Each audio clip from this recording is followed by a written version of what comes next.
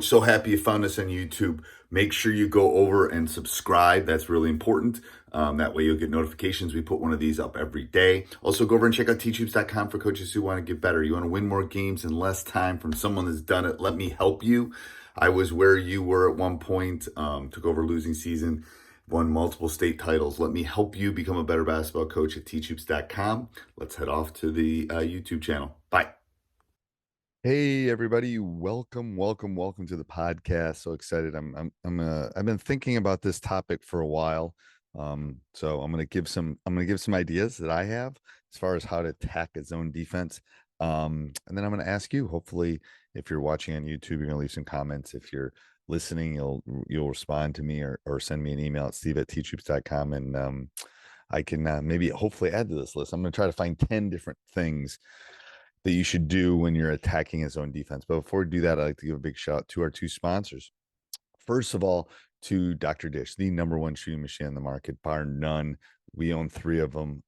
We're very excited about it. We're actually this month. It's the middle of April right now. This is gonna go up to the I think the 8th of April. We're giving an IC3 Dr. Dish thing that you can put outside or inside a gym. $600 value for anybody that joins coachingyouthhoops.com, which is the one-stop shop. Unbelievable price right now, $49 for the entire year, practice plans, everything you need. Or go over and check out teachhoops.com for coaches who want to get better. Our other sponsor. That's if you want a really deep dive. There's years worth of information in that.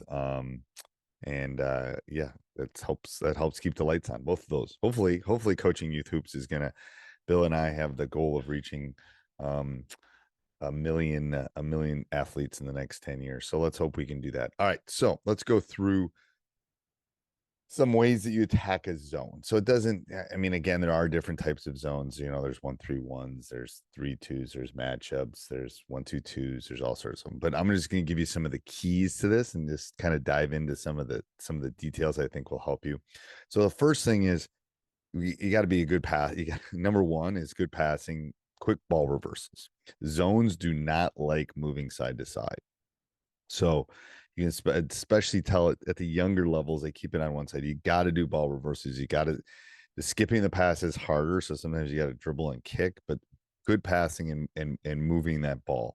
A second thing is, and this is, and a couple of these things are going to be harder for younger kids, but this one's not too bad. Like screening the zone isn't too bad. So whenever we struggle or find some difficulty against a zone, we'll run our man offense against it, because there tends to be enough moving and cutting. So cutting will be another one. So screening the zone is one, and cutting through the defense, and hopefully your man offense will get you kind of do that. So that's 2 different things: cutting through the defense, because it's then just like zones don't like moving side to side, they don't like people cutting through them, because you have to hand off, and yet there's a lot of communication, and it definitely does not like screening. And again, sometimes at the younger ages that we have some difficulties with those long skips. But something I learned from Wesley, who's one of my former players, plays for the Bucks right now, is kind of working behind the zone.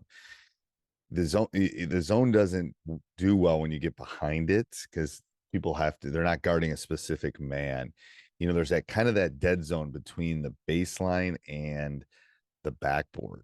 Doesn't matter what court you are. I don't exactly remember the distance there, but that is kind of that no man's zone. And I remember Wesley coming in and saying the NBA runs a lot of stuff in that behind the zone area between the backboard and the baseline. Next time you walk into a court, just kind of look at that.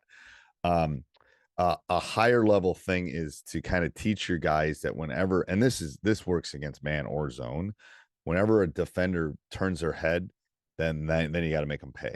That's when the cut to the basket, to the open space, is another one. So let's go through these again. Screen the zone, looking for ball reversals, playing behind the zone, moving or cutting or finding that space when they move their heads, cutting through the defense.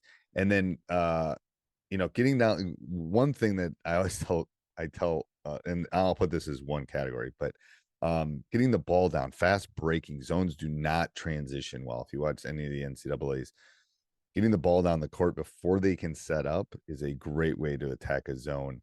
Um, Something I didn't reiterate on is spacing too. You do not want one person guarding two, and zones can do that effectively.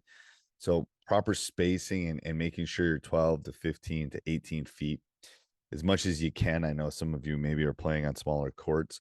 Um, Something one of the a lot of migrate teams a lot migrate teams have been offensive rebounders, and if you can go to the offensive glass hard, it's harder to box out in a zone, and you can get some great looks. Now, the easiest way to beat the zone is to be able to shoot the ball. That's what I tell coaches. If you can shoot, you can shoot them out of their zone. But part of that goes into proper shot technique, being ready, catching, squaring, triple threat, clearing the ball, looking at the rim, peeking up and looking at it when you catch it. Um, and then the last thing I'm going to tell you is attacking the rim. Whenever you can dribble, penetrate, just like zones don't like ball movement, they don't like when you work behind. Um, they don't like when you dribble attack. So when you can attack the rim off the dribble, that is a very effective way to make a zone pay. So let me go through all these again. Not in the same order I did. So crash the offensive glass. Get the ball down the court as fast as you can.